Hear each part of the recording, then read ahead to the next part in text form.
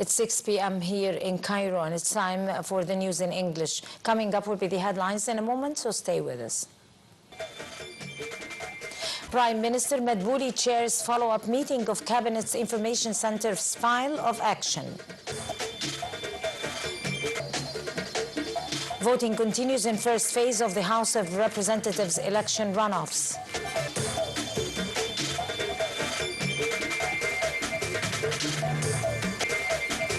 And Egypt continues providing aid to Gaza amid continued Israeli occupation, breaches of ceasefire deal.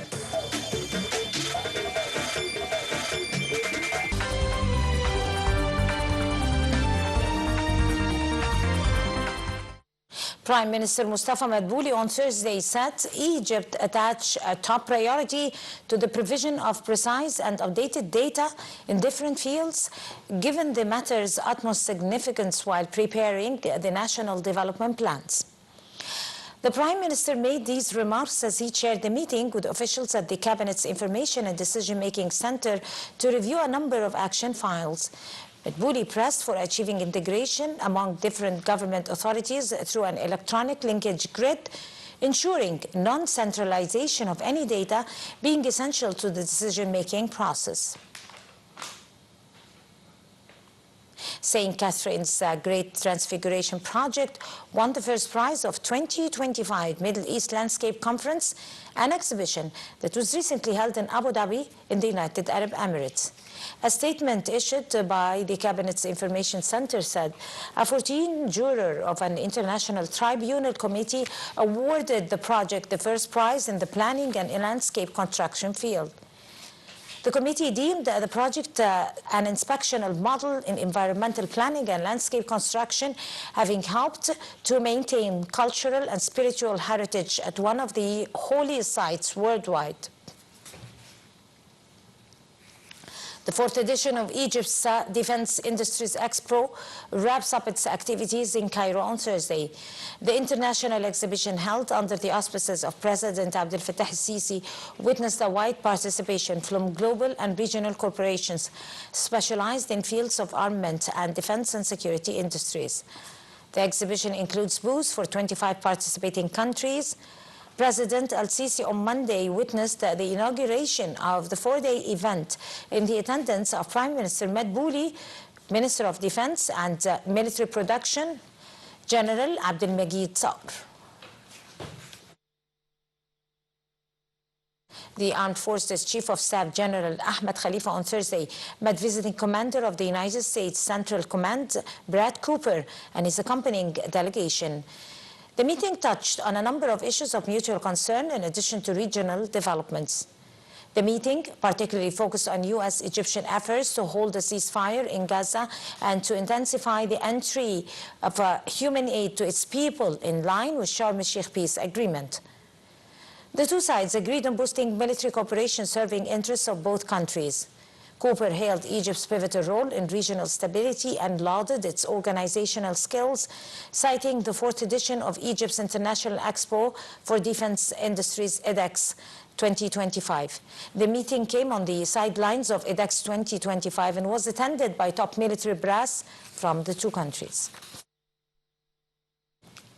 And vote continued on Thursday in the runoffs of the first phase of the House of Representatives election for individual seats of 19 constituencies, whose results have been annulled in the first phase, as well as the runoff round in the second constituency of Al Fayoum Governorate. The number of sub-polling stations in this round is 1,775, distributed across 19 constituencies in 7 governorates where the electoral process is taking place. The National Authority is scheduled to announce the results of ballots cast in their constituencies on December 11th.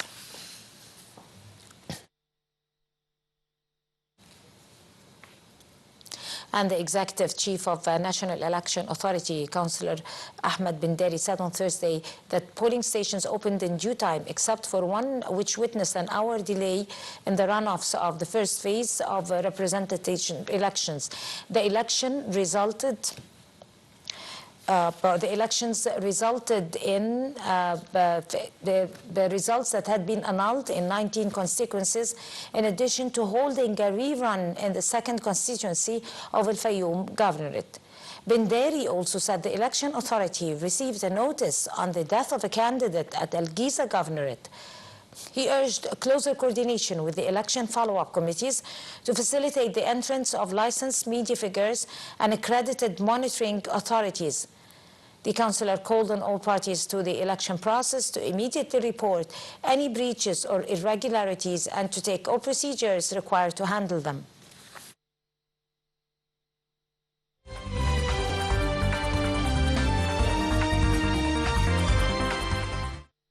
And in line with directives by the Supreme Commander of the Armed Forces, President Abdel Fattah al-Sisi, Egypt continued its efforts to access more humanitarian and relief aid to the Gaza Strip.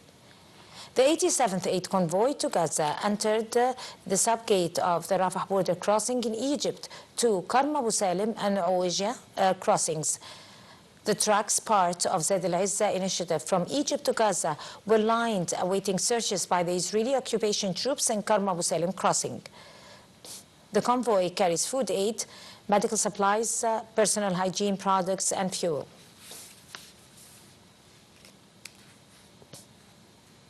The Israeli occupation forces intensified their intensive southern Gaza over allegations they were retaliating for an earlier attack that wounded 5 Israeli occupation soldiers.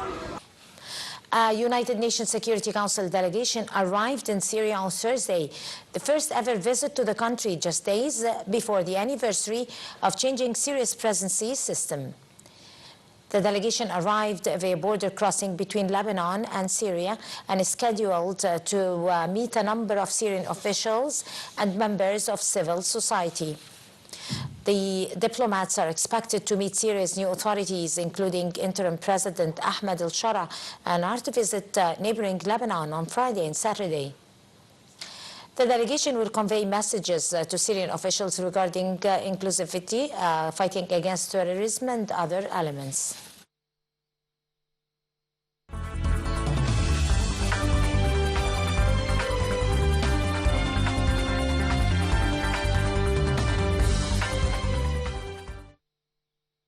And now a quick look over the latest economic news.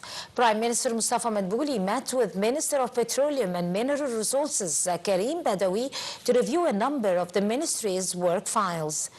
The meeting also covered the outcome of the Petroleum Minister Karim Badawi's recent visit to London. They chaired the Egyptian-British business delegation in the mining field. The Petroleum Minister also briefed Prime Minister Madbouli on the outcome of a series of meetings he held with senior officials from international institutions on the sidelines of the 2025 Oman Summit for green hydrogen.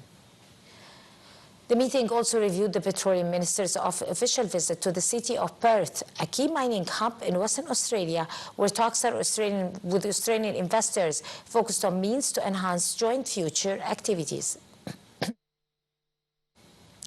And in a significant step towards green energy transition, Minister of Petroleum and Mineral Resources Karim Badawi witnessed the signing of a license agreement for the production of sustainable aviation fuel between Egyptian Petrochemical Holding Company and Honeywell UOP.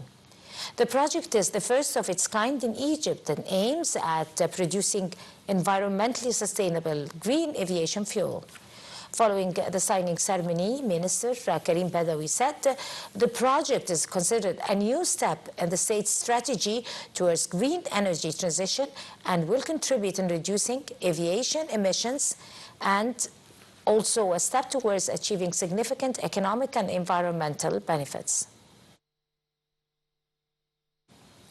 And Egypt's bourse closed higher on Thursday amid purchases by local and foreign corporations, alongside with Arab investors against sell-offs by Arab corporations and investment funds. The market capital of listed companies added 2 billion Egyptian pounds, reaching 2.9 trillion pounds at the end of the transactions that exceeded 6 billion pounds. The benchmark index EGX 30 rose 0.38% above the 41,000 point mark. The equal-weighted indices, EGX 70 and EGX 100, climbed 0.27% and 0.27% respectively.